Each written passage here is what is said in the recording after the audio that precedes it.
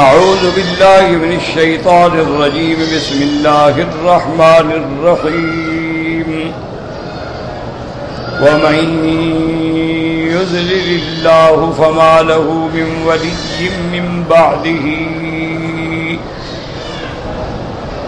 وترى الظالمين لما رأوا العذاب يقولون هل إلى مرد من سبيل وتراهم يعرضون عليها خاشعين من الذل ينظرون من طرف خفي وقال الذين آمنوا إن الخاسرين الذين خسروا أنفسهم وأهليهم وقال الذين آمنوا إن الخاسرين الذين خسروا أنفسهم وأهليهم يوم القيامة ألا إن الظالمين في عذاب مقيم وما كان لهم من أولياء ينصرونهم من دون الله ومن يضلل الله فما له من سبيل. قال المؤلف والمفسر رحمه الله تعالى أدام النفع بعلومه وعلومكم في الدارين آمين. إلى أن قال يقول تعالى مخبرا عن نفسه الكريمة أنه ما شاء كان ولا راد له وما لم يشاء لم يكن فلا موجد له وأنه من هداه فلا مضل له ومن يضلله فلا هادي له. اب مفسر رحمۃ اللہ علیہ فرماتی ہیں کہ ان آیات میں اللہ نے اپنی ذات کے بارے میں ارشاد فرمایا ہے کہ اس کی ذات ایسی شان والی ہے، وہ جو چاہے ہوتا ہے اس کو کوئی روک نہیں سکتا، اور جو نہ چاہے کوئی اس کو کر نہیں سکتا ہے، پیدا نہیں کر سکتا. جیسے کہ میرے آقا رحمت دو عالم صلی اللہ علیہ وسلم ہر نماز کے بعد یہ دعا مانگتے تھے، اللہم لا مانع لما اعطیت ولا معطی لما منعت ولا راد لما قضیت ولا ينفع ذا الجد منک الجد. کہ یا اللہ لا مانع لما، اگر آپ دینا چاہیں تو کوئی روک نہیں سکتا، اور آپ روکنا چاہیں تو کوئی دے نہیں سکتا. حضور ہر نماز کے بعد دعا فرماتے. اور کبھی کبھی تو حضور پاک صلی اللہ علیہ وسلم نے، صحابہ کہتے ہیں کہ ایک دفعہ ہم نے سنا جب آپ رکوع سے کھڑے ہوئے تو جہاں آپ نے فرمایا سمع اللہ لمن حمدہ ربنا لک الحمد حمدا کثیرا طیبا مبارکا کما یحب ربنا ویرضا، اور اس کے بعد حضور نے فرمایا اللہم لک الحمد ملء السماوات والارض وما بینہما اللہم لک الحمد بما شئت احق ما قال العبد وکلنا لک عبد اللہم لا مانع لما اعطیت ولا معطی لما منعت ولا ينفع ذا الجد منک الجد. یعنی نفل نماز ہو تو پھر آدمی جتنا اللہ کی تسبیحات زیادہ کرے اتنا فائدہ ہوتا ہے، کیونکہ فرائض جو ہے نا وہ جماعت ہوتی ہے اور لاکھوں بندے ہوتے ہیں، اس میں تو پھر رعایت کرنی ہوتی ہے نا کہ نماز تخفیف سے پڑھائی جائے تاکہ کسی پہ بھار نہ گزرے، کسی کو تکلیف نہ ہو. کوئی بیمار ہے، کوئی معذور ہے، کسی کا بچہ رو رہا ہے، کسی کا بچہ چیخ رہا ہے تو امام کو رعایت کرنی پڑتی. اس لیے حکم ہے کہ من اما منکم فلیخفف، جو امام بنے وہ تخفیف سے نماز پڑھائے تاکہ کسی کو تکلیف نہ ہو. لیکن جب آدمی خود علیحدہ کھڑا ہے، تہجد ہے، اشراق ہے، ضحیٰ ہے، نفل پڑھ رہا ہے، اس کی مرضی ہے جتنا مرضی ہے لمبا کرے. ضروری تو نہیں ہے کہ سبحان رب الاعلیٰ 3 دفعہ کہے، 21 دفعہ کہے، 1000 دفعہ کہے، یہ تو نفل نماز. تو اس لیے حضور ہمیشہ یہ دعا فرماتے تھے کہ اللہم لا مانع لما اعطیت، اسی طرح اور روایات میں آتا ہے کہ ما شاء اللہ یکن وما لم یشاء لم یکن لا حول ولا قوت الا باللہ العلی العظیم. پہلے بڑے بڑے جو بزرگ گزرے ہیں نا، وہ لوگ جب تنگ کرتے تھے وہ یہی لکھ کے دیتے تھے، پہلے طویل لکھ دو، یہ لکھ دو، تو یہی لکھے ما شاء اللہ یکن وما لم یشاء لم یکن لا حول ولا قوت الا باللہ العلی العظیم. کیونکہ وہ تمام جو ہے نا شرکیہ اور شرک کی کلام والے، وہ تو بالاتفاق حرام ہیں، اس کو تو آدمی کو دور بھاگنا چاہیے، ان کے بعض کلمات شرک تک چلے جاتے ہیں. اسی طرح کہتے ہیں حضرت مرزا بدہر جان جانا رحمت اللہ علیہ، ان کو لوگ آگے تنگ کرتے، حضرت توحید دیں حضرت لکھ دیتے. تو ایک دن کسی کو خیال آیا کہ یار دیکھیں تو صحیح کیا لکھتے ہیں، کام تو ہو جاتا ہے. تو اس نے دیکھا تو لکھا تھا کہ ہر شکند او کند بندہ عاجز شکند. اس میں لکھا تھا مولا جو کچھ کرتے ہیں آپ کرتے ہیں، ہم کیا کر سکتے ہیں. بس یہ تویز تھا. لکھا ہر چکند او کند بندہ عاجز چکند. اسی طرح واقعہ آتا ہے کہ ایک بزرگ کی خدمت میں ایک آدمی آیا کہ حضرت طویل، نے کہا خدا کے بندے میں طویل شریف نہیں لکھتا ہوں، بس قرآن شریف بتا دیا، آیت بتا دی، کوئی دعا بتا دی. اس نے جب تنگ کر لیا نا تو حضرت نے لکھ دیا. وہ گیا، اللہ کی قدرت ہے، اس کا کام بھی ہو گیا. اب اس کو بھی پھر شبہ ہو گیا کہ یار کام ہو گیا، طویل تو دیکھیں نا آگے ہم سیکھ جائیں گے، ہم بھی لوگوں کو دیا کریں گے. تو اس نے کھول کے دیکھا تو لکھا تھا کہ یا اللہ میں کچھ جانتا نہیں اور تیرا بندہ مانتا نہیں، آگے تیری مرضی ہے. یا اللہ مجھے تو طویل لکھنا آتا نہیں، یہ تیرا بندہ ہے، یہ مانتا نہیں. میں کہتا ہوں بھائی میں نہیں لکھنا جانے کا، نہیں لکھے تو یا اللہ میں تو کچھ جانتا نہیں اور تیرا بندہ مانتا نہیں، آگے تیری مرضی، تم جانو، تمہارا کام جانے، جو چاہے گا اللہ وہی ہوگا. یاد رکھو یہ تو صرف اسباب ہیں، ورنہ اصل ذات تو اسی کی. اس لیے فرماتے ہیں کہ میری شان یہ ہے میں جو چاہوں کوئی روک نہیں سکتا اور مجھے روکوں تو کوئی دے نہیں سکتا، اور جس کو میں ہدایت دوں اس کو کوئی گمراہ نہیں کر سکتا، اور جس کو میں گمراہ کروں اس کو کوئی ہدایت نہیں دے سکتا. اللہ تبارک و تعالی ہدایت دینے پہ آتے ہیں تو دیکھ لیا آپ نے سرکار دو عالم کے ارد گرد کوئی حبش سے آ رہا ہے، کوئی فارس سے آ رہا ہے، کوئی روم سے آ رہا ہے، ساری دنیا سے کھچ کے لوگ آ رہے ہیں. لیکن مکے والے جو ہیں، قریب جو ہیں، قبیلے والے جو ہیں، قریش جو ہیں، سب محروم ہیں الا من ہداہ اللہ. جیسے اللہ فرماتے ہیں وَمَن يُضْلِلْ فَلَن تَجِدَ لَهُ وَلِيًّا مُرْشِدًا. جس کو اللہ گمراہ کرے کوئی نہیں مددگار، راستہ دکھانے والا. ثم قال عز وجل مخبرا عن الظالمین وهم المشركون باللہ. اب اس کے بعد اللہ خبر دیتے ہیں ظالموں کے بارے میں. ظالموں سے مراد کون ہے؟ یعنی مشرک. یاد رکھو کہ مشرک کو ظالم بھی کہا جاتا ہے. کیا معنی؟ اصل میں ظلم کا معنی یہ ہے کہ وضع الشیء فی غیر محلہ. اب دیکھو نا، اس کا مقام ہے کہ آپ آنکھوں پہ لگائیں، اب کوئی جوتے میں رکھ لے تو یہ ظلم ہے کہ جو چیز جس کام کے لیے بنی تھی اس میں استعمال نہ کرنا، یہ ہے ظلم. تو اللہ نے ہمیں اپنی عبادت کے لیے بنایا تھا، ہم نے جب غیروں کو سجدہ کیا تو ظالم بن گئے. اسی لیے قرآن ظالمین بھی کہتا ہے، مشرکین بھی کہتا ہے، کافرین بھی کہتا ہے، فاسقین بھی کہتا ہے، مجرمین بھی کہتا ہے.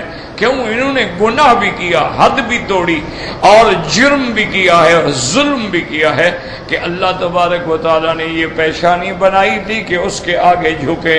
جب یہ غیر کے آگے جھکی تو وضع الشیء فی غیر محلہ، یہ ظلم ہو گیا. ہمیشہ یاد رکھیں. اس لیے قرآن کہتا ہے ظالمین. مراد کون ہے؟ مشرک. اللہ نے فرمایا وَتَرَى الظَّالِمِينَ لَمَّا رَأَوُا الْعَذَابَ. آپ جب دیکھیں گے ان مشرکوں کو، جب یہ عذاب کو اپنی آنکھوں سے دیکھیں گے قیامت والے دن، یاد رکھو یہ سب قیامت میں ہوگا، لیکن اللہ جانتے ہیں کہ اس وقت کیا ہوگا، کیسے ہوگا، اس لیے پہلے بتا دیا. ورنہ یہ سارے واقعات قیامت میں پیش آئیں گے، لیکن قیامت کے احوال چونکہ اللہ کے سامنے ہیں، اس لیے اللہ نے بتا دیا کہ میرا مدنی اب جو اکڑ رہے ہیں نا، ان کا دیکھنا پھر قیامت میں کیا حال ہوگا. وَتَرَى الظَّالِمِينَ لَمَّا رَأَوُا الْعَذَابَ، اور آپ دیکھیں گے مشرکون کو جب وہ عذاب کو دیکھیں گے تو یقولون هل إِلَى مَرَدٍ من سبیل، لما رأوا العذاب، کب یعنی یوم القیامت، تمنوا الرجعۃ الی الدنیا، اب تمنا کریں گے کہ کاش ہمیں ایک دفعہ پھر دنیا میں بھیجا جائے، ہمیں ایک دفعہ موقع مل جائے کہ ہم دنیا میں جائیں، اگر ہم دنیا میں جائیں گے تو اب پکے مومن بن کے رہیں گے، پکے پیغمبروں کے غلام بن کے رہیں گے، کبھی شرک نہیں کریں گے، تو وہ واپسی مانگیں گے۔ یقولون هل الی مرد، کہیں گے کہ کوئی واپس لوٹنے کا بھی رستہ ہے، کما قال جل وعلا، جیسے اللہ نے دوسری جگہ فرمایا وَلَوْ تَرَىٰ إِذْ وُقِفُوا عَلَى النَّارِ، اے مخاطب جب دیکھے گا تو جب ان کو جہنم کی آگ پہ کھڑا کیا جائے گا، فَقَالُوا يَا لَيْتَنَا نُرَدُّ وَلَا نُكَذِّبَ بِآيَاتِ رَبِّنَا وَنَكُونَ مِنَ الْمُؤْمِنِينَ، اس وقت چیخیں گے کہ ہائے کاش، یا لیتنا نرد، ہمیں لوٹایا جائے دنیا میں، ولا نکذب بآیات ربنا، اب اگر ہمیں دنیا میں بھیجا جائے ہم کبھی اللہ کی آیات کی تکذیب نہیں کریں گے، ہم ہوں گے ایمان لانے والے۔ بل بدا لهم ما كانوا يخفون من قبل ولو ردوا لعادوه لما نهوا عنه وإنهم لکاذبون، اللہ نے فرمایا اب ظاہر ہو گیا جو چھپاتے تھے، لیکن میں تو علام الغیوب ہوں، میں جانتا ہوں، میں قادر ہوں، ان کو اگر میں دنیا میں دوبارہ بھیج دوں تو یہ پھر بھی شرک کریں گے اور پھر بھی کفر کریں گے، کیوں؟ یہ مشرکین کی عادت ہے۔ جیسے قرآن کہتا ہے فَإِذَا رَكِبُوا فِي الْفُلْكِ دَعَوُا اللَّهَ مُخْلِصِينَ لَهُ الدِّينَ فَلَمَّا نَجَّاهُمْ إِلَى الْبَرِّ إِذَا هُمْ بِرَبِّهِمْ يُشْرِكُونَ، اللہ فرماتی ہیں جب یہ کافر کشتیوں میں سوار ہوتے ہیں اور کشتیاں ڈوبنے لگتی ہیں تو پھر خالص مجھے پکارتے ہیں کہ یا اللہ ہماری مدد کر، ہمیں نجات عطا فرما دے۔ اللہ فرماتے ہیں ہم سن لیتے ہیں فَلَمَّا نَجَّاهُمْ إِلَى الْبَرِّ، اور جب ہم ان کو کنارے پہ لگا دیتے ہیں تو یہ پھر شرک شروع کر دیتے ہیں، جب مصیبت پڑتی ہے تو پھر ان کو بڑی توحید یاد آ جاتی ہے۔ اس لیے قرآن کہتا ہے کہ جب آدمی پر ہم انعام کرتے ہیں وَإِذَا أَنْعَمْنَا عَلَى الْإِنسَانِ أَعْرَضَ وَنَأَىٰ بِجَانِبِهِ وَإِذَا مَسَّهُ الشَّرُّ فَذُو دُعَاءٍ عَرِيضٍ، اللہ فرماتے ہیں جب اپنے بندے کو ہم دولت دیتے ہیں، صحت دیتے ہیں، طاقت دیتے ہیں، گردن پھیر کے چلا جاتا ہے، نہ نماز ہے نہ ذکر ہے نہ خدا یاد ہی نہیں، اور جب ہم پکڑ لیتے ہیں پھر بڑی چوڑی چوڑی دعائیں کرتے ہیں یا اللہ اب تو بچا۔ اس لیے حضرت اکرمہ فرماتی ہیں رضی اللہ تعالی عنہ فرماتی ہیں کہ ایک دفعہ میں اپنے والد میرے ابی جہل اور سردار بھی تھے، کشتی کا سفر کر رہے تھے، یہ جاتے تھے نہیں، کبھی یمن گئے، کبھی شام گئے، کبھی عدن گئے۔ چونکہ اتفاق کی بات یہ ہے کہ یہ ملک جسے آج کل آپ ہندوستان کہتے ہیں، عربی میں ہند کہتے ہیں، یہ بہت پرانا ملک ہے، اس کی ایک تاریخ ہے اور یہ بڑا بہت ہی پرانا، یعنی یوں سمجھ لو کہ حضور صلی اللہ علیہ وسلم سے بھی ہزاروں سال پہلے سے۔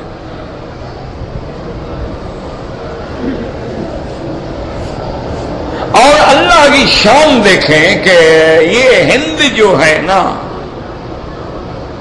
اس میں جو قومیں آباد ہیں ادھر فارس ہے، ایران، ادھر ہند ہے، وہی آرین نسل جو تھی وہ وہاں گئی۔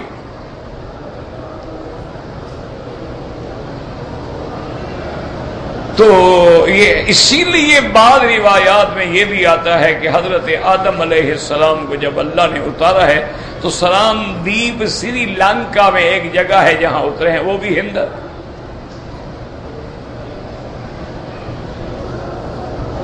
اور خدا کی قدرت یہ ہے کہ اگر کوئی عالم محنت کرے نا تو اس قوم پہ محنت ہو سکتی ہے۔ یہ بہت پرانی قوم ہے ہندو، اور دیکھیں حضرت نوح علیہ السلام کے زمانے سے بت پرستی شروع ہوئی، اور پھر بڑھتی گئی بڑھتی گئی بڑھتی گئی۔ میرے آقا کے زمانے میں بت پرستی انتہا پہ پہنچ گئی کہ کعبہ شریف میں 360 بت رکھے تھے۔ تو مشرکین مکہ جیسے بتوں کے پجاری ہیں تو ہندو بھی بتوں کے پجاری ہیں۔ یہ بڑی ملتی جلتی بات ہے، پر ان پہ کوئی خدا کرے، علماء توجہ کریں، کام کریں نا تو بڑا میدان ہے کام۔ اچھا پھر آپ نے کبھی شاید غور نہیں کیا، اب جا کے غور کریں کبھی جب آپ جائیں وہاں، ان کے جتنے بڑے مندر ہیں، بڑے بڑے معابد ہیں، ان سب کا رخ کعبے کی طرف ہے۔ اب جا کے آپ وہاں دیکھیں کہ ان کے جتنے بڑے بڑے یعنی جو معروف مندر ہیں، ان سب کا رخ جو ہے وہ کعبے کی طرف ہے۔ تو کچھ بات بنتی تو ہے نا، کوئی دماغ تو ملتا ہے کہ آخر سارے ادھر کیوں ہے۔ اچھا اسی طرح آپ دیکھیں کہ آپ مسلمان جو ہیں جب عمرہ کرتے ہیں، اللہ کے گھر کا طواف کرتے ہیں، صفا کرتے ہیں، پھر سر پہ استرا پھرواتے ہیں، بے عین ہی اسی طرح ہندوؤں میں ایک موسم ہے، اس کو تیرتھ کہتے ہیں، اس تیرتھ میں ان کی عبادت میں بھی سر پہ استرا پھروانا شامل ہے، وہ بھی استرا پھرواتے ہیں۔ اچھا جس طرح تم مسلمان جو ہو اپنا احرام کی 2 چادریں باندھتے ہو، اسی طرح ان کے جو بڑے بڑے جوگی ہوتے ہیں اور بڑے بڑے مہا قسم کے ان کے عبادت گزار ہوتے ہیں، وہ بھی ہمیشہ 2 چادروں میں ہوں۔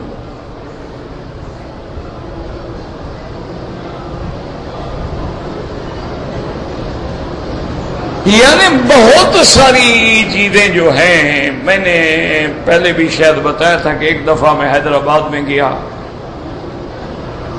حیدرآباد دکن، تو وہاں ایک بہت بڑی تاریخی مسجد ہے جس کا نام مکہ مسجد ہے، بڑی عظیم الشان مسجد ہے، اس زمانے کے نظام بادشاہ نے بنوائی تھی، جیسے آپ کے ہاں بادشاہی مسجد ہے، پھر بادشاہوں کے تو مساجد بھی اسی طرح ہوتے ہیں۔ تو وہاں ایک جلسہ تھا، کانفرنس تھی ایک، تو ہم جب جا رہے تھے تو میں مسافر تھا، نیا آدمی تھا، تو میری گاڑی والے میرے دوست جو تھے نا مجھے بتا رہے تھے اب ہم یہاں سے گزر رہے ہیں، اب یہ جناب 4 مینار آ گئے ہیں، یہ 4 مینار کا علاقہ مشہور ہے، اب جناب یہ مدینہ منزل ہے جہاں حج ان کا حج ہاؤس ہے، حاجی ٹھہرتے ہیں پھر حج پہ روانہ ہوتے ہیں، اسی طرح سب بتا رہے تھے۔ اچھا اور دیوالی کی رات تھی، ہر جگہ دیے جل رہے تھے، گھروں پر، دیواروں پر، گلیوں میں، دکانوں میں، سڑکوں میں، اور یعنی لاکھوں کی تعداد۔ یہ کیا ہے؟ انہوں نے کہا یہ دیوالی مناتے ہیں، دیے جلا۔ اچھا آگے آئے تو مسجد کا نام بھی مکہ مسجد۔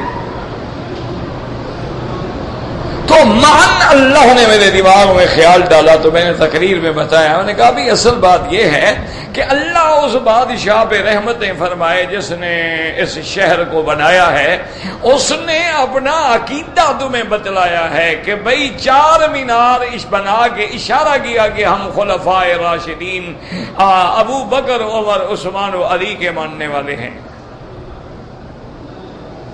ورنہ 6 مینار بنا دیتا، 3 بنا دیتا، 5 بنا دیتا تو پنجتن بن جاتا، لیکن اس نے 4 جو آخر بنائے ہیں۔ میں نے کہا یہ اشارہ ہے، اور پھر مکہ منزل ہے، مسجد ہے، مدینہ منزل ہے، تو اس نے یہ بھی بتلا دیا کہ ہمارا مرکز اسلام جو ہے وہ مکہ مدینہ ہے۔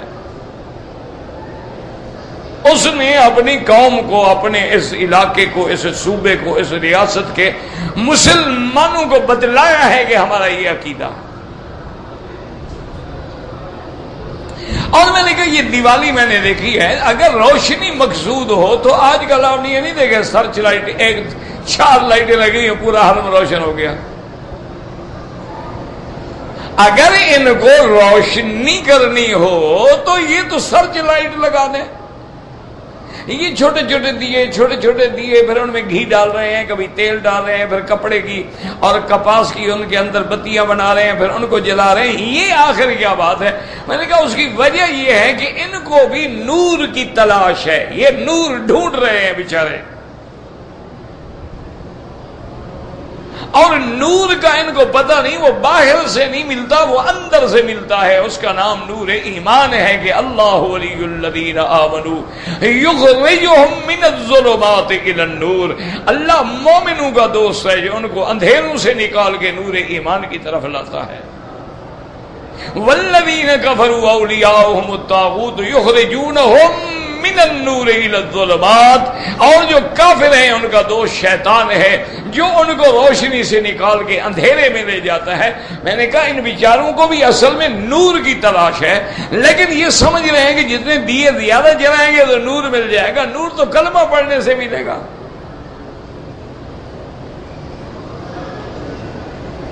تو اس قوم پر اگر کوئی محنت کرے، اب دیکھیں سر مڈاتے ہیں، ہر عبادت خانے کا رخ جو ہے مندر کا کعبے کی طرف ہے۔ جیسے آپ احرام باندھتے ہیں وہ بھی وہ جو بھی ان کے 2 چادریں باندھتے ہیں، بلکہ ان کی تو عورتوں نے اسی احرام کی شکل کو ساڑی بنا دیا نا، ایک ہی کپڑے میں لپٹی ہوئی ہے۔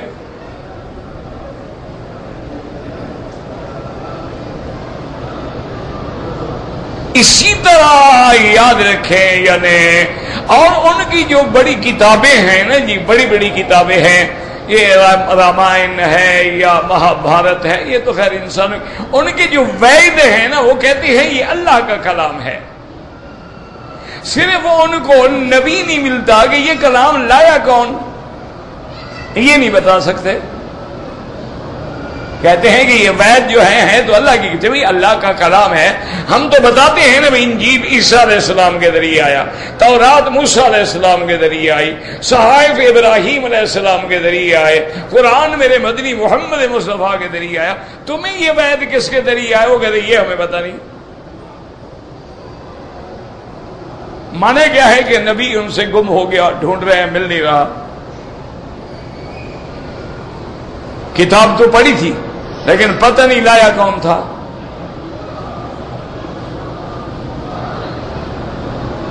اسی طرح جب آپ ان کے ویدوں میں دیکھیں نا، اس میں ان کے سنسکرت میں ایکم دعا نسیتم، کیا مانا کہ لا الہ الا اللہ، خدا ایک ہے، اس کا کوئی شریک نہیں،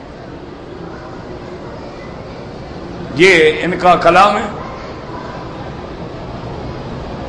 یہ آپ نے دیکھا نا وہ شیام اور رام اور رامائن، یہ سارے نام کیوں رکھتے ہیں؟ شام آپ کا شام ہے، ان کا شیام ہو گیا۔ آپ نے رحمان کہہ دیا، انہوں نے رام کہہ دیا۔ تو ضرورت اس بات کی ہے کہ علماء تعصب سے بلند ہو کر، اگر ہم لوگوں کو اسی طرح لڑاتے رہے کہ ٹانگیں کتنی کھلی کرنی ہیں اور ہاتھ کہاں باندھنے ہیں، پھر ہندو تو مسلمان نہیں ہوتے، ہم ضرور باہر نکل جائیں گے۔ ان کو تو شاید ہم مسلمان نہ کر سکیں، اتنا ضرور ہوگا کہ مسلمان ایک دوسرے کے سر پھاڑتے رہیں گے، مناظرے ہوتے رہیں گے، چیلنج ہوتے رہیں گے، لاکھوں روپے کے انعام چھپتے رہیں گے کتابوں میں کہ یہ مسئلہ ثابت کرو، 1 لاکھ روپیہ انعام۔ انا للہ و انا الیہ راجعون۔ ضرورت ہے اس بات کی، آپ یقین کریں، میرے واجب الاحترام تھے، اپنا حمید اللہ پروفیسر جو تھے، پیرس میں رہے، بوڑھے آدمی تھے، روزانہ 2 4 5 10 15 20 لوگ اسلام قبول کرتے۔ کیا ہے کہ جو آدمی آتا تھا دلائل سے بات کرتے، کبھی جھگڑا نہیں کیا، کبھی مناظرہ نہیں کیا، کبھی کسی کو کافر نہیں کہا، ہر زبان کا ترجمہ قرآن شریف رکھا ہوتا تھا۔ کوئی بندہ آتا معلومات کرتا، اس کو خود بھی سمجھاتے اور اس کے بعد کہتے کہ بیٹا یہ کتاب ہے یہ لے جاؤ، لیکن شرط یہ ہے کہ غسل کر کے پاک ہو کے بالکل الگ تھلگ بیٹھ کے اس کو پڑھو اور اس کو سوچو، اس پہ غور کرو، کچھ سمجھ آ جائے تو آگے پوچھ لینا، نہ سمجھ آئے نشان لگا لینا۔ اور جس کو قرآن دیا ایک ہفتہ نہیں گزرا کہ وہ آیا کہ مجھے کلمہ پڑھا دو۔ ہم تو قرآن پڑھتے نہیں، پڑھتے ہیں تو وہ بھی بس ایک مسلمان ہے، ایک رواج ہے جی میں روزانہ صبح سویرے ایک سپارہ منزل نکالتا ہوں، پتہ نہیں کہاں سے نکالتا ہے، اس کو قرآن سے نکالتا ہے، دماغ سے نکالتا ہے،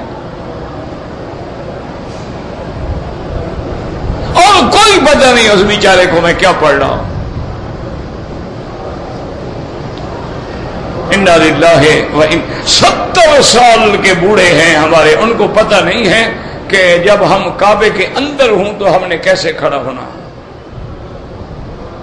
70 سال کے بوڑھے ہیں، ان کو پتہ نہیں ہے کہ اعلان جنازے کا جو ہوا ہے یہ لڑکا ہے، لڑکی ہے، مرد ہے، عورت ہے، 2 ہیں، 4 ہیں، وہ کیوں کبھی دین سیکھنے کی کوشش ہی نہیں کی؟ ورنہ کیا فرق پڑتا ہے، 2 4 5 لفظ تو سیکھ لیتے نا، چلو ساری عربی تو نہ آتی لیکن 2 4 لفظ تو آ جاتے، ادھر توجہ ہی نہیں۔ اچھا جس آدمی کو جو عادت ہو گئی ہے 1 سال تقریر سناؤ وہ اسی جگہ کھڑا ہے، 2 نفل بیٹھ کے پڑھنی ہے بیٹھ کے ہی پڑھے گا، کیا ہے عادت ہے۔ حالانکہ صحیح حدیث ہے کہ اجر القائد نصف اجر القائم، بیٹھ کے پڑھنے سے آدھا ثواب ملتا ہے، اور اگر طاقت ہو تو بعض علماء فرماتے ہیں قیام نماز میں فرض ہے، اسی لیے علماء فرماتے ہیں ہوائی جہاز ہے، ٹرین ہے، گاڑی ہے، اگر کھڑے ہونے کا امکان ہے تو کھڑے ہو کے نماز پڑھو، ہاں امکان نہیں ہے کہ گر جاؤں گا تو بیٹھ جاؤ۔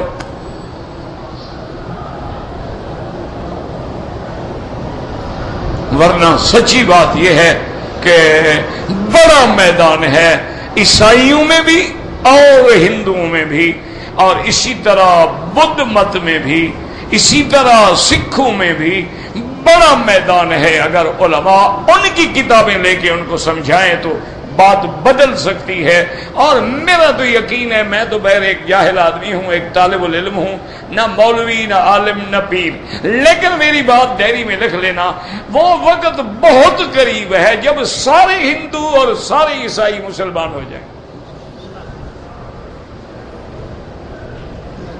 یہ بات میری کہیں ڈائری میں لکھ کے رکھ لینا، انسان ہے، آیا آج آیا نہ آیا، موت آئی حیات کیا پتہ کب مر جائیں گے، لیکن ایک وقت آئے گا جب تمہیں یاد آئے گا۔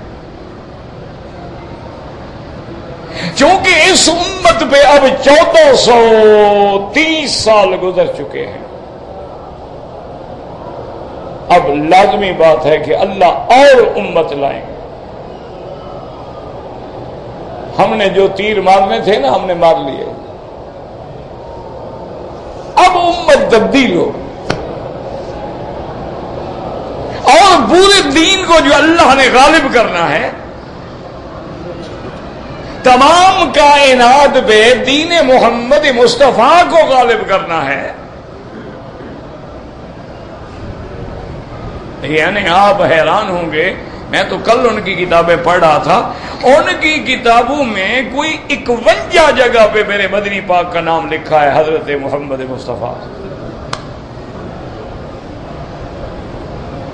وہ ہندو تھا، لالا جپت رام، پتہ نہیں کیا نام تھا اس کا، گوتم داس ایسے نام تھا، جس نے وہ حساب کے ذریعے ایک فارمولہ نکالا تھا۔ ہم تو حساب کے قائل نہیں، ہم تو عدد کے قائل نہیں، ہم تو عدد نہیں مانتے، ہم تو 786 لکھنے کے بھی مخالف ہیں کہ بھئی یہ کیا ہے کہ بسم اللہ الرحمن الرحیم نہ لکھو، لکھو گے تو پڑھو گے بھی نا، کتنا ثواب مل جائے گا، ایک حرف پہ 10 نیکیاں ملیں گی، 10 گناہ کر جائے، 786 لکھنے پہ کیا ملے گا؟ پھر اپنے نام بھی ان کے بھی عدد نکال لو، 420 430 440، پھر اپنے نام کیوں لیتے ہو؟ ہم تو اس کے بھی مخالف ہیں کہ یہ لکھنا ناجائز ہے،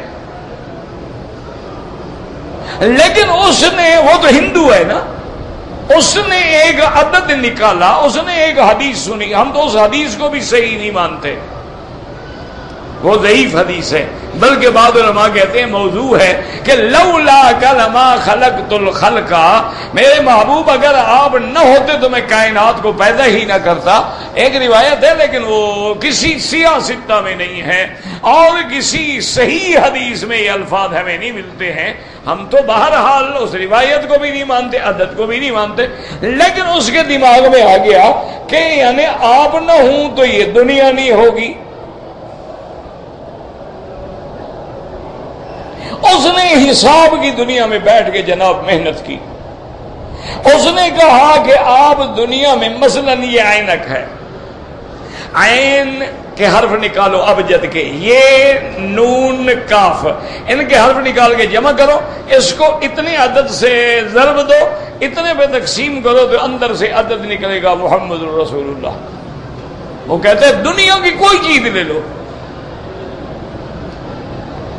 کہتے ہیں عینک ہے، مکان ہے، ستون ہے، پنکھا ہے، بجلی ہے، قالین ہے، یعنی کتاب ہے، کوئی چیز ہے، وہ کہتے ہیں اس حساب، اس فارمولے سے جب حساب کریں گے، جب آپ تقسیم کریں گے تو 99 کا وہ عدد نکلے گا جو اتنے تسین، 92 کا عدد نکلے گا جو محمد الرسول اللہ کا عدد ہے۔ وہ کہتے ہیں دیکھا ہر چیز میں اس میں محمد ہے۔ ہندو ہے، اس کی عقیدت کا یہ حال ہے، اس کی محبت کا یہ حال ہے، اور ہماری محبت کا بھی ماشاءاللہ یہ حال ہے کہ داڑھی منڈا کے، مچھیں بڑھا کے، اور جناب 3 پیس سوٹ پہن کے، ٹائی لگا کے، سگریٹیں پیتے ہوئے باہر بکھا جا کے کھڑے ہوتے ہیں، الصلاۃ والسلام علیکہ۔ کچھ تو شرم کرو یار، اس سے تو بہتر ہے کہ نہ جاؤ، اس سے بہتر ہے کہ نہ جاؤ، جو بڑا ادب کا مقام ہے، اگر ذرا گستاخی ہو گئی خدا معاف نہیں کرے گا، برباد ہو گئے۔ اللہ اپنے گستاخ کو معاف کر دیتا ہے، محبوب کے گستاخ کو کبھی محبوب معاف نہیں کیا۔ جتنے لوگوں نے خدا کی شان میں گستاخی کی ان کو توبہ کی توفیق ہو گئی، لیکن جن لوگوں نے میرے مدنی کی شان میں گستاخی کی ہے ان کو توبہ کی توفیق بھی نہیں ہوئی، سیدھے جہنم میں گئے۔ خدا کے لیے مدینہ جاؤ، ادب سے جاؤ، اللہ نصیب کرے، دعا کرو اللہ ہمیں بھی نصیب کرے۔ میرے تو گناہ اتنے زیادہ ہیں، ہمیں تو خواب میں بھی نظر نہیں آ رہا۔ اللہ اکبر، یہ آنکھیں گندی آنکھیں کیا دیکھیں۔ کبھی آدمی بیان کرتے کرتے کوئی سخت لفظ نکل جاتا ہے، انسان ہے، تو اس لیے ہمیشہ جو ہے جیسے کہ ایک شاعر نے کہا تھا نا کہ با خدا دیوانہ باشی، با محمد ہوشیار۔ کہتے ہیں جب حضور کا نام آئے نا پھر ذرا سنبھل کے۔ اللہ اکبر، وہ بھی تو دنیا میں بادشاہ گزرے ہیں نا، کہ جب عبدالحمید مراد آیا ہے نا بادشاہ مدینہ پاک میں، جس نے یہ حرم بنایا ہے، جو حرم بنا ہوا ہے نا پرانا ترکی زمانے والا، یہ اسی نے بنایا تھا نا، تو جس نے یہ حرم بنوایا وہ جب آیا، اس وقت ٹرین چلتی تھی، گاڑی چلتی تھی، اسٹیشن ابھی بھی موجود ہے مدینہ شریف میں، تو اس نے اپنے عملے کو ہدایت کی کہ جب میں گاڑی سے نکلوں نا تو میرے گلے میں رسہ ڈال کے مجھے کھینچ کے لے جاؤ مسجد نبوی۔ اب بادشاہ ہے، وہ مذاق تھوڑی، انہوں نے کہا حضرت، انہوں نے کہا میں مجرم ہوں محمد الرسول اللہ، میں نے شریعت پہ عمل نہیں کیا، میں ملزم ہوں، میں مجرم ہوں، میں مجرم بن کے جانا چاہتا ہوں۔ یہ بھی تو تھا، اسی لیے جن کو آپ بڑا بڑا نجدی وہابی کہتے ہو نا، شیخ محمد ابن عبد الوہاب رحمہ اللہ تعالی، ان کی اولاد امام احمد ابن حنبل رحمۃ اللہ علیہ کی اولاد، اسی طرح یہاں کے بڑے بڑے قاضی القضات اور مفتی اعظم اور بڑے بڑے جو علماء ہیں، انہوں نے لکھا ہے کہ ایسے جاؤ خاشعن خاضعن کأنک یری النبی صلی اللہ علیہ وسلم، جب سلام پڑھنے جاؤ ایسے ادب سے، عاجزی سے، تواضع سے جاؤ گویا کہ تم حضور کو اپنی آنکھوں سے دیکھ رہے ہو۔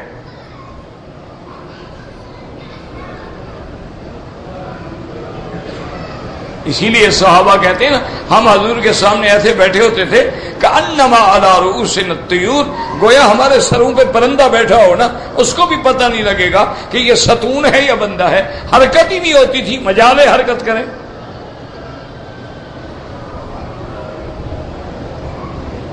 ادب، اور یاد رکھو جب تک ادب نہیں آئے گا دین نہیں آئے گا، جب تک ادب نہیں آئے گا محبت مصطفیٰ نہیں آئے گی، جب تک ادب نہیں آئے گا قرآن سمجھ نہیں آئے گا، جب تک ادب نہیں آئے گا حدیث سمجھ نہیں آئے گی۔ دعویٰ کرنا حدیث شریف میں، حدیث شریف میں، حدیث ایسے نہیں سمجھ آتی۔ بے عشق محمد جو محدث ہیں جہاں میں آتا ہے بخار، ان کو بخاری نہیں آتی، ان کو بخار تو آ سکتا ہے، بخاری شریف نہیں، بخاری تو عاشق رسول کو آئے گی نا، جس کے دل میں عشق ہے محمد کا صلی اللہ علیہ وسلم۔ جنون دیکھو نا صحابہ کا کتنا عشق ہے، وہ کہتے ہیں حضور پاک کے 13 بال مبارک یہاں سفید ہوئے تھے، یعنی ایک ایک بال بھی گنا ہوا ہے۔ حضور پاک نے قسم کھا لی نا 1 مہینے کے لیے میں بیویوں کے پاس نہیں آؤں گا، تو سب سے پہلے جب حضور بی بی عائشہ کے گھر میں آئے تو سب سے پہلی بات جو بی بی عائشہ نے کہا یا رسول اللہ آج تو 29واں دن ہے، آپ نے تو مہینے کی قسم کھائی تھی۔ کیا مطلب؟ معنی یہ ہے کہ سب سے پہلے اللہ کے نبی کی قسم کا خیال ہے کہ قسم غلط نہ ہو جائے، نبی کی قسم ہے۔ اور دوسرا یہ بھی اشارہ کر دیا کہ محبوب میں تو فراق میں دن بھی گن رہی ہوں، آج تو 29واں دن ہے۔ حضور نے فرمایا عائشہ تجھے پتہ نہیں کبھی مہینہ 29 کا ہوتا ہے کبھی 30 کا ہوتا ہے، یہ مہینہ ہی 29 کا ہے، میری قسم ٹھیک ہے۔ اللہ اکبر، یہ ہے نا ادب کہ اتنا پیار ہے، اتنی محبت ہے، حضور کے لیے تڑپ ہے۔ عائشہ رو لیکن شریعت مقدم ہے کہ یا رسول اللہ مہینہ تو پورا نہیں ہوا، 29 دن ہے۔ حضور نے فرمایا اللہ کی بندی مہینہ کبھی 29 کا بھی ہوتا ہے، اور حدیث میں آتا ہے کہ حضور نے باقاعدہ یوں سمجھایا، شوف زی زی زی 30 ہو گئے نا، پھر زی زی زی 29 ہوتے ہیں، حضور نے گن کے بھی سمجھایا۔ اللہ اکبر، دعا کرو اللہ ہم سب کو حضور کی محبت بھی دے اور حضور کا ادب بھی دے، اور سرکار دو عالم کی سیرت اور صورت پہ چلنے کی توفیق بھی دے۔ دعا کرو جتنے میرے بھائی میرے عزیز عمرے پہ آئے ہیں، جب یہ واپس اپنے ملکوں میں جائیں تو ان کے چہرے پہ نور ایمان ہو اور نور سنت محمد مصطفیٰ، ورنہ جیسے آئے ویسے چلے گئے، بدھو گھر کو لوٹ آئے تو کیا ہو گیا؟ مگر عمرے کا کیا فائدہ ہے کہ نہ تم بدلے، وہ کہتے ہیں نا زمین بدلی زماں بدلا، مکین بدلی مکان بدلا، نہ تو بدلا نہ میں بدلا، تو پھر بدلا تو کیا بدلا؟ تو کچھ بھی نہیں ہے، باقی تمہاری مرضی ہے بھائی، ہم تو ادنا سے سپاہی ہیں، چیختے رہتے ہیں، لیکن یہ بات میری لکھ لینا کہ وہ دن بالکل قریب ہے کہ لِيُظْهِرَهُ عَلَى الدِّينِ كُلِّهِ وَكَفَى بِاللَّهِ شَهِيدًا۔ اللہ نے فرمایا میرا مدنی آپ کے دین کو سب پہ غالب کر دوں گا، اور میں اس بات کا گواہ ہوں اور میری گواہی کافی ہے۔ وہ وقت آ رہا ہے جب پورے عالم پہ صرف ایک پرچم لہرائے گا، محمد الرسول اللہ۔ یہ کافر ایسے نہیں لڑ رہے میرے بھائی، تم تو ماشاءاللہ شام کو پیپسی کا 1.5 لیٹر کی بوتل پی کے سو جاؤ گے نا، تمہیں کیا فکر ہے؟ یہ ایسے نہیں لڑ رہے، ان کو تو پتہ ہے کہ ہم تو اتنے نکمے ہیں کہ یہ قمیض کا بٹن بھی نہیں بنا سکتے ہیں، کپڑا بھی نہیں بنا سکتے ہیں، مشین بھی نہیں بنا سکتے ہیں، ہم تو کھانے کا پیزا اٹالین پراٹھا بھی نہیں بنا سکتے ہیں، ہم تو کنگ برگر بھی نہیں بنا سکتے ہیں، ہم تو پین کیک کے ناشتے بھی نہیں بنا سکتے ہیں، ہم تو جناب یہ مچھلیاں اور یہ سینڈوچ جو ہیں اور یہ جو بڑے بڑے گمبریاں ہیں، ان کو شراب اور وائن کے تڑکے لگا کر ہم مسلمانوں کو نہیں کھلا سکتے ہیں۔ ہم تو اتنے نالائق ہیں، پانی ان کا پیتے ہیں، روٹی ان کی کھاتے ہیں، گندم ان سے منگواتے ہیں، اسلحہ ان سے لیتے ہیں، پیسے ان سے لیتے ہیں، خیرات ان سے لیتے ہیں۔ ہم لڑیں گے؟ مٹی لڑو گے یار۔ لیکن وہ کیوں لڑیں؟ ان کو تو پتہ ہے کہ مسلمان بیکار ہے، کچھ بھی نہیں، یہ قوم تو مر گئی، ختم ہو گئی، ان کی تو کوئی حیثیت ہی نہیں ہے۔ یہ تو ہندو کے آگے بھی لمبے بڑھ جاتے ہیں۔ کوئی تاریخ ہے کہ 90,000 آدمی مسلمان مسلح اور ٹرینڈ اور قیدی بن جائے؟ کوئی تاریخ ہے انسانیت میں ایسی مثال ہے؟ حضرت آدم سے لے کر اس وقت تک ہمارا حال، وہ لڑ اس لیے رہے، انہوں نے کتابیں پڑھی ہوئی ہیں، ان کو پتہ ہے کہ وہ وقت قریب آ گیا جب اسلام غالب ہوگا۔ وہ کہتے ہیں چلو غالب ہونے سے پہلے جتنا رگڑا ان کا کر سکتے وہ تو کرو، آنا تو انہوں نے اوپر ہے۔ ان کو پتہ ہے، انہوں نے تاریخ پڑھی ہے، ان کو جناب انتظار ہے، ان تو کتابیں لکھ پڑی ہیں، ان کو مانتے ہیں یہ ساری باتیں۔ یہ تو ہم ہیں نا کہ قرآن شریف ہے، جب بندہ مر جائے گا نا لے آئیں گے مولوی صاحب کو، ماشاءاللہ اوپر سے گھما دے گا، اندر ہے نہیں، اوپر سے قرآن فائدہ دے رہا ہے۔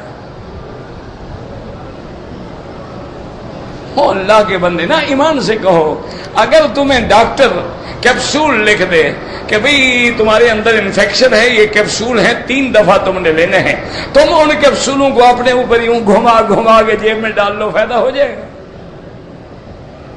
اس کا فائدہ نہیں ہوتا تو اس کا فائدہ کیسے ہو جائے گا جناب؟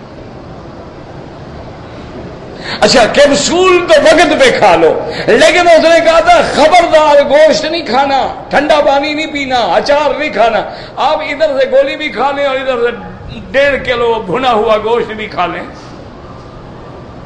قرآن بھی پڑھ لیں، داڑیاں بھی منڈوا لیں، قرآن بھی پڑھ لیں، جھوٹ بھی بول لیں، قرآن بھی پڑھ لیں، زنا بھی کر لیں، قرآن بھی پڑھ لیں، شام کو ڈش پہ بھی بیٹھ جائیں، قرآن بھی پڑھ لیں، کعبے میں کھڑے ہو کے لوگوں کے فوٹو بھی بنائیں، مٹی کا فائدہ ہوگا یار؟ بہرحال ہم تو چیختے چیختے مر جائیں گے، باقی تمہاری مرضی ہے، تم نے نہ پہلے مانا ہے نہ اب مانو گے، لیکن ہمارا ثواب کہیں نہیں گیا انشاءاللہ۔ اس لیے اللہ فرماتے وَلَوْ تَرَىٰ إِذْ وُقِفُوا عَلَى النَّارِ فَقَالُوا يَا لَيْتَنَا نُرَدُّ وَلَا نُكَذِّبَ بِآيَاتِ رَبِّنَا وَنَكُونَ مِنَ الْمُؤْمِنِينَ بَلْ بَدَا لَهُم مَّا كَانُوا يُخْفُونَ مِن قَبْلُ وَلَوْ رُدُّوا لَعَادُوا لِمَا نُهُوا عَنْهُ وَإِنَّهُمْ لَكَاذِبُونَ۔ حضرت اکرمہ فرماتی ہیں ہم کشتی میں بیٹھے ہیں، کشتی ڈوبنے لگی تو سارے لات عزا منات حبل سب کو پکارتے رہے۔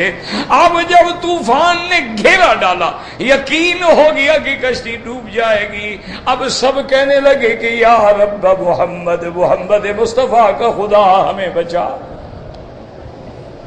اکرمہ فرماتی ہیں دخل الاسلام فی قلبی، اسلام میرے دل میں داخل ہو گیا، لیکن یہ میری بدقسمتی ہے کہ میں نے مسلمان ہونے میں وقت ضائع کیا، فتح مکہ پہ مسلمان ہوا، ورنہ میرے دل میں آ گیا تھا کہ جب ڈوبتے ہو تو پھر محمد مصطفیٰ کا خدا بچاتا ہے، اور جب کنارے پہ آ جاتے ہو تو پھر جناب تمہارے اپنے خدا کام آتے ہیں۔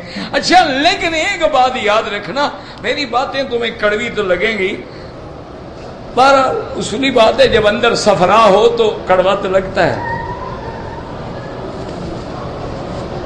اس لیے مجھے کبھی تکلیف نہیں ہوتی۔ بڑے لوگ مجھے گالیاں بھی دیتے ہیں، مجھے کچھ نہیں، مجھے ہم گالیاں دیتے ہیں، وہاں میرے لاکھوں مہربان ہیں میرے لیے، دعائیں بھی کرتے ہیں۔ لیکن ایک بات یاد رکھو، قرآن ہے کہ کافر جب ڈوبنے لگتا ہے کس کو پکارتا ہے؟ ہاں جی دیکھو مکے میں بیٹھے ہو، کعبہ شریف سامنے، سیدھی بات کرو، کافر قرآن میں ہے، یہ مولوی مکی کا مسئلہ نہیں، قرآن کہہ رہا ہے کہ جب مشرکین کافر کشتی میں ڈوبنے لگتے ہیں کس کو پکارتے ہیں؟ اللہ۔ اور ہمارے جب ڈوبنے لگتے ہیں یہ کس کو پکارتے ہیں؟ پیر بہاول حق بیڑا دھک۔ ایمان سے کہو یہ ان سے بڑے ہیں یا چھوٹے ہیں؟ پھر یہ فیصلہ گھر میں کرنا۔ یہ کیا کہتے ہیں؟ بگرداد بلا افتاد کشتی، مدد کن یا معین الدین چشتی۔ یہ کہتے ہیں اب کشتی ہماری گرداب میں آئے، معین الدین مدد کر۔ یہ اس وقت بھی خدا کو نہیں پکارتے جب ابو جہل پکارتا تھا۔ اب یہ خود فیصلہ کرو یہ کون سی بلا ہے؟ اس لیے حضرت شاہ ولی اللہ نے ایک خیال لکھا ہے، وہ کہتے ہیں اللہ تو قادر ہے نا، اگر اللہ آج حضور کے صحابہ کو دوبارہ قبروں سے کھڑا کر دے اور وہ ہم لوگوں کو دیکھے، وہ کہیں گے یار یہ مسلمان تو نہیں، پتہ نہیں کون ہے۔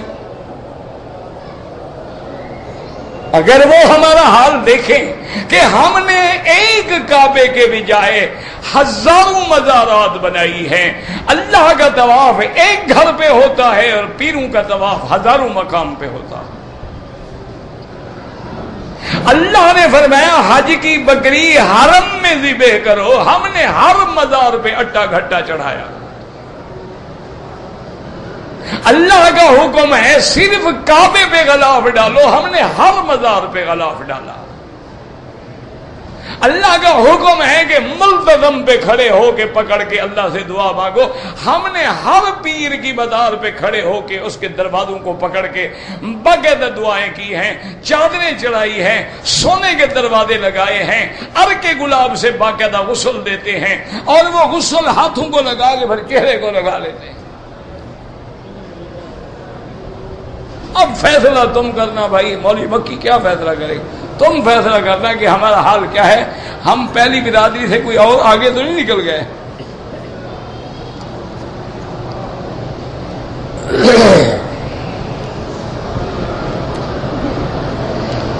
رفع یدین جو ہے کس امام کے نزدیک؟ امام احمد بن حنبل رحمت اللہ علیہ کے نزدیک رفع یدین ہے، اہل حدیث علماء بھی کرتے ہیں، ہمیں تو کوئی جھگڑا نہیں، جھگڑا تو وہ کرتے ہیں بلا وجہ۔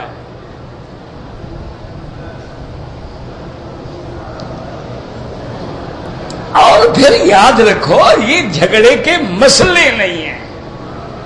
سرکار دو عالم نے جہاں نماز سکھلائی ہے، الف سے لے کر حضور نے آخر تک نماز سکھلائی کہ جب امام اذا کبرا، جب تکبیر کہے تم تکبیر کہو، جب امام پڑھے تم چپ رہو، جب امام رکوع میں جائے تم رکوع میں جاؤ، جب امام سمع اللہ لمن حمدہ کہے تو تم ربنا لک الحمد کہو، جب امام سجدہ کرے تم سجدے میں جاؤ، جب امام سلام پھیرے تو تم سلام پھیرو۔ یہ ساری چیز تو سکھائی ہے، یہ تمہارا مسئلہ کیوں نہیں سکھایا؟ کیا وجہ؟ اور اسی طرح پھر مسلم شریف کے اندر باقاعدہ منع کی بھی حدیث ہے۔ میرے بھائی لڑائی نہ کیا کرو، جھگڑے نہ کیا کرو۔ تمام ائمہ اربعہ جو ہیں اللہ ان کی قبروں پہ کروڑوں رحمتیں کرے۔ ہم تو علماء اہل حدیث کے لیے بھی دعائیں کرتے ہیں، اور اللہ جو فوت ہو گئے ان کی قبروں پہ رحمتیں کرے۔ جھگڑوں میں نہ پڑو، یہ محدثین کا ایک انداز ہے۔ سنن النسائی کھول کے دیکھو، ابن ماجہ کھول کے دیکھو، ترمذی کھول کے دیکھو، پہلے باب باندھا ہے حدیثیں لائے ہیں رفع یدین کرنے کی، ان کے بعد باب باندھا ہے نہ کرنے کا اور حدیثیں لائے ہیں نہ کرنے کی۔ تو یہ محدثین کا قاعدہ ہے، جو بعد میں ذکر کریں دلیل ہوتی ہے کہ اب حکم وہی چلے گا، پہلا حکم ختم ہو گیا ہے۔ یہ گھر میں جا کے بالکل نہ لڑو۔ سنن نسائی اٹھا لو، ترمذی اٹھا لو، ابن ماجہ اٹھا لو، ان میں دیکھو یہی باب کھول کے کہ پہلے حدیث کون سی ہے بعد میں کون سی ہے۔ اب دیکھیں نا، پہلے حدیثیں ہیں کعبہ شریف کی طرف، مسجد اقصی کی طرف نماز پڑھنے کی، بعد میں حدیثیں آ رہی ہیں ساری کعبے کی طرف، معلوم ہوا کہ وہ پہلا حکم ختم ہو گیا۔ اسی طرح بخاری میں بھی حدیث موجود ہے، صحابہ کہتے ہیں ہم نے متع کیا، باقاعدہ حدیث ہے۔ ایک صحابی کہتے ہیں ہم دو آدمی تھے، ایک میرا ساتھی تھا، ایک میں تھا، ایک عورت کے لیے پاس گئے ہم متع کرنے کے لیے، میری چادر بڑی خوبصورت تھی، میں نے اس کو کہا کہ دیکھو ایک رات کے لیے متع کر لو، یہ چادر تمہیں دوں گا۔ تو میرا جو دوسرا ساتھی تھا اس نے کہا بھائی میرے پاس تو تھوڑے سے پیسے ہیں، چادر وادر بھی نہیں ہے، لیکن وہ صحابی کہتا ہے اس نے میری چادر قبول نہ کی، چونکہ میں بڈھا آدمی تھا، وہ نوجوان تھا نا، اس نے نوجوان سے متع کر لیا، میرے ساتھ نہیں کیا۔ تو یہ ساری موجود ہے، لیکن کب اس کے بعد حرام ہو گیا؟ تو پہلی حدیثیں ختم۔ اب کوئی آدمی وہ پہلی حدیث اٹھا کے دکھاتا رہتا ہے، اس کا کیا علاج ہے؟ وہ کہے کہ جناب متع دیکھو بخاری شریف میں، وہ بخاری شریف میں لکھا ہے، لیکن تو نہی آ گئی، حضور نے منع فرما دی۔ حضرت حمزہ شراب پی رہے ہیں اور حضرت علی کی اونٹنی کو ذبح کر کے کوہان کاٹ کے کباب بنوا رہے ہیں، نشے میں ہیں۔ اچھا حضور پاک جو تشریف لائے ڈانٹنے کے لیے، حضور نے فرمایا حمزہ یہ تم نے کیا کیا؟ علی کی اونٹنی کیوں ذبح کی؟ اچھا حل انتم الا عبید و آبائی، تم میرے باپ کے کوئی ملازم ہو، کیا کر رہے ہو؟ حضور نے فرمایا علی بتاؤ چاچا نشے میں ہے، میں کیا کروں؟ اس وقت اگر آج کوئی بخاری شریف کی یہ حدیث نکال کے دکھا دے گے، دیکھو جی لکھا ہوا ہے حضرت حمزہ شراب پیتے تھے، پھر شراب حلال ہو جائے گا۔ اب نہی آ گئی، حضور نے فرما دیا کل مسکر حرام، ہر نشہ آور چیز حرام ہے، قلیلہ و کثیرہ حرام، ایک قطرہ بھی حرام ہے، ایک لیٹر بھی حرام ہے، بات ختم ہو گئی۔ اس لیے خدا کے لیے لڑائی نہ کیا کرو، جھگڑے نہ کیا کرو، کوئی مسئلہ ہے ٹھنڈے دل سے بغیر کسی تعصب کے جا کے مثلاً کتاب الصلاۃ کھول لو۔ اچھا تم یہ جو مرد عورت کا جھگڑا ہے، یہ عورت مرد سجدہ کہتے ہیں، کتاب کھول لو، کتاب الصلاۃ کھول لو۔ اچھا اب اس میں آپ کے پاس سنن ترمذی ہے، نسائی ہے، ابن ماجہ ہے، سنن ابی داؤد ہے، مصنف عبد الرزاق ہے، مصنف ابن ابی شیبہ ہے، اسی طرح مسند امام احمد ہے۔ اس میں صرف وہ کتاب الصلاۃ والا باب پڑھتے جاؤ پڑھتے جاؤ پڑھتے جاؤ، جب ساری حدیثیں پڑھ لو نا، پھر آگے کہنا کہ امام ابو حنیفہ حدیث پہ عمل کرتا ہے یا اپنی بات پہ عمل کرتا ہے۔ خدا کے بندے جو حدیث پہ عمل نہ کرے وہ مسلمان کیسے ہوگا؟ جو اللہ کے نبی کے حدیث کے مقابلے میں اپنا قول لے آئے، نعوذ باللہ، وہ تو مسلمان نہیں رہے گا، چل جائے کوئی امام کہلائے۔ بس خدا کے لیے بغض دور کرو۔ حج عمرے کے دوران میں زیادہ خرچ کرنا گناہ ہے، بالکل غلط بات ہے، جتنا زیادہ خرچ کرو گے اتنا اللہ دے گا۔ غیر محرم کے ساتھ حج نہیں ہوتا، بالکل نہیں ہوتا، لیکن جو طواف میں ٹچ ہوتے ہیں تو آپ ٹچ نہ ہوا کریں نا جناب، آپ دور رہیں۔ کیوں ٹچ ہوتے ہو؟ ہم تو کبھی ٹچ نہیں ہوئے، تم کیوں ٹچ ہو جاتے ہو؟ نیت تمہاری خراب ہے، عورت کی نہیں۔ لوہا تو لوہا ہے نا، کھینچتا تو مقناطیس ہے نا۔ تمہاری نیت ٹھیک ہو، نظر نیچے ہو اور دل میں تصور ہو کہ اللہ کا گھر ہے، اگر میں نے کوئی گستاخی کی تو کہیں اللہ کا عذاب نہ آ جائے۔ مجال ہے کسی عورت کو تمہارا ہاتھ بھی لگے، اتفاق سے لگ جائے، سمجھو میری بیٹی ہے، میری ماں ہے، میری بہن ہے۔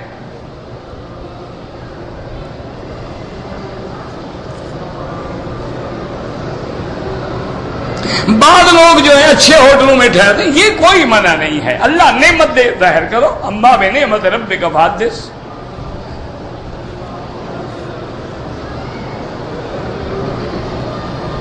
میں نے ایک کتاب پڑھی ہے کہ ایک عمرہ کر کے سب کو ثواب دے دیں، بہرحال میں نے نہیں پڑھی، آپ نے پڑھی ہے، آپ عمل کریں، ہم تو کبھی نہیں ناراض ہوتے، تو نفلی باتیں ہیں۔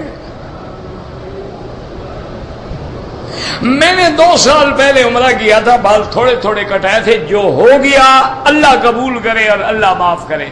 اب آئندہ جب بھی عمرہ کرو سر پہ اس طرح پھرواؤ، اگر بال بڑے ہیں تو چوتھا حصہ سارے سر کا بال کٹ جائیں۔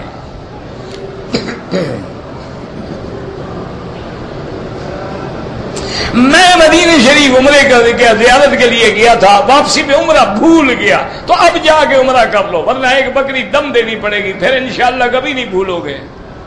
عمرہ بھول گیا بیچارہ، کیا کرنے گئے تھے مدینہ شریف؟ عورتیں جو مردوں میں گھس کے حجر اسود کو بوسہ دیتی ہیں بالکل حرام ہے، دور سے اشارہ کریں۔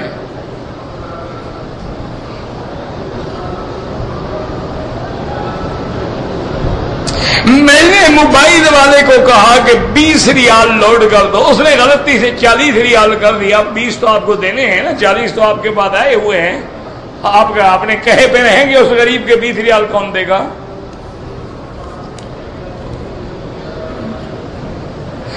دیکھو بھائی، داڑھی منڈے کی نماز بھی ہوتی ہے، سب ہوتا ہے، لیکن ایسے لوگوں کو امام نہ بنایا کرو۔ جو لوگ بھی فوت ہو گئے اللہ سب کی مغفرت فرمائے۔ عالم دین ایک ہو، عالم دین، اچھا دعا کرو اللہ ایک کر دے۔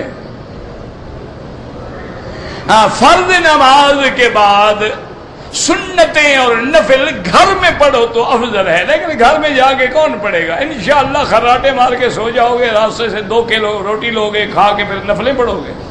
اچھا ہے پڑھ کے جاؤ، یہ بھی جائیں گی، افضل ڈھونڈتے رہو گے، اصل بھی چلی جائے گی۔ تصوف کی اصطلاح ہے، تصوف والوں سے پوچھو، میں کوئی صوفی ہوں، مجھے تو خود نہیں آتا تصوف، تو بتاؤں کیا؟ جو لوگ اس علم کو جانتے ہیں ان سے رجوع کرو۔ رکن یمانی پر پتھر حجر اسود، ہاں بالکل استلام سنت ہے۔ جو لوگ ہمارے رشتہ دار فوت ہو گئے بالکل ان کے لیے عمرہ کرو، طواف کرو، دعائیں مانگو۔ جب نماز جہری ہے تو آمین بالجہر ہے، یہ ضروری ہوتا کہ جب سری ہو تو تمہیں پتہ ہی نہیں کہ اسے کب پڑھا غیر المغضوب علیہم ولا الضالین۔ آمین دعا ہے، اور دعا میں مطلقاً یہ حکم ہے کہ آہستہ ہو، ادعوا ربکم تضرعا وخفیۃ۔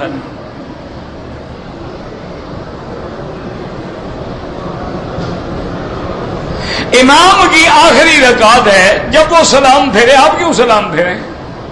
آپ بیٹھے رہیں گے، وہ سلام پھیرے گا، کھڑے ہو کے اپنی رکعت پوری کریں گے۔ وضو کے بعد بھی مسواک جائز ہے، وضو سے پہلے بھی جائز ہے، نماز سے پہلے بھی جائز ہے، لیکن احناف کے نزدیک یہ ہے کہ وضو کے وقت کیا جائے۔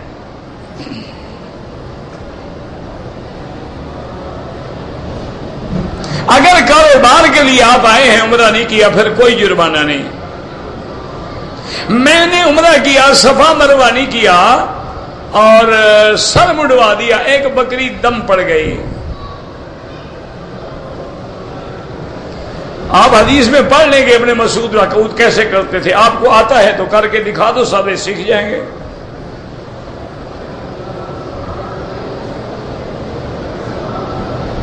بہرحال مدینہ جائیں کام کے لیے، عمرہ نہیں کیا بچ جاؤ گے۔ افضل یہ ہے کہ احرام باندھ کے آؤ۔ جنت البقیع کیوں کہتے ہیں؟ یعنی انشاءاللہ اس کے مردے جو ہیں اللہ جنت نصیب کریں گے۔ حدیث کا معنی نئی چیز، حدیث کا معنی کلام بھی ہے جو کسی کے منہ سے نکلا ہو۔ انگوٹھی پہننا سنت ہے، چاندی کی ہو۔ شیعہ کیوں آتا ہے تو آپ جا کے پوچھیں، جو ان کو آنے دیتے ہیں، میں کیا بتا سکتا ہوں۔ کتابوں میں اور پاسپورٹ میں مسلمان لکھا ہوتا ہے، کافر تو نہیں لکھا ہوتا۔ تو حکومتیں تو پاسپورٹ دیکھیں گی نا، قادیانی بھی مسلمان لکھوا کے آ جاتے ہیں۔ حج میں طواف الوداع واجب ہے، عمرے میں واجب نہیں، لیکن کرو بہتر ہے۔ ایسا عذاب جو ہمیشہ رہنے والا ہے، عذاب واصب، عذاب دائم، یہ قرآن پاک کے مختلف الفاظ مبارک ہیں۔ اللہ سے دعا کریں اللہ ہمیں عذاب سے بچائے، اللہ عالم اسلام کو عذاب سے بچا، یا اللہ پورے عالم اسلام کی حفاظت فرما، یا اللہ مسلمان جس ملک میں ہیں ان کی جان مال آبرو عزت کی حفاظت فرما، یا الہ العالمین یا ارحم الراحمین اس بلد الامین کو قیامت تک ہر فتنے سے محفوظ فرما. یا اللہ پاکستان سے عذاب رفع فرما. یا اللہ پاکستان سے عذاب رفع فرما. یا اللہ وہاں خون ریزی اور قتل بند فرما. یا اللہ مسلمانوں کا خون بہہ رہا ہے رحم فرما. یا اللہ لا تمنع عنا بذنوبنا فضلک. اللہم انا خلق من خلقک. اللہم لا تہلکنا بذنوبنا. اللہم لا تعذبنا بذنوبنا. اللہم اشفنا واشف مرضانا وارحم موتانا واستجب دعانا ولا تخيب رجاءنا. اللهم يسر امورنا.